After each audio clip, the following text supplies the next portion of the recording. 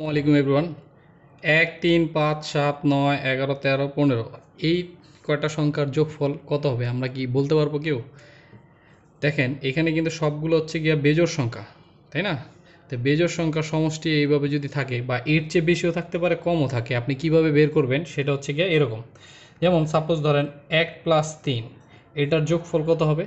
এটার যোগফল হচ্ছে গিয়া 4, আমরা নর্মালি জানি। আর যদি বলি 1 + 3 + 5, এটার যোগফল কত হবে?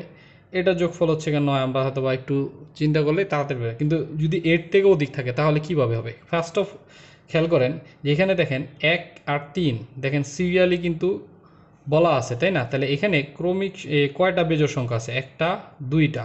এই 2 যেহেতু আছে আর 2 এর স্কোয়ার করলে কত হয়? 4। তার মানে এটা হচ্ছে গিয়ে 4 হবে এটার যোগফল। আবার এখানে একটা, দুইটা, তিনটা, 3 স্কোয়ার 9। তাহলে দেখা গেতেছে কয়টা বেজোড় সংখ্যার সমষ্টি বলছে সেটা হচ্ছে বিষয়। আর এটা ধারাবাহিকভাবে থাকতে হবে। তাহলে 1 2 3 4 5 6 7 8, তার মানে 8 স্কোয়ার মানে হচ্ছে গিয়া 64। তার মানে দেখবেন আপনি এটা যোগফল করলে 64 চলে আসে। তাহলে আপনারা বাকিগুলা কিভাবে করতে হবে সাপোজ আপনারা কমেন্টে জানান যে 1 3 5 7 9 এইটা কত হবে। ঠিক আছে, আল্লাহ হাফেজ।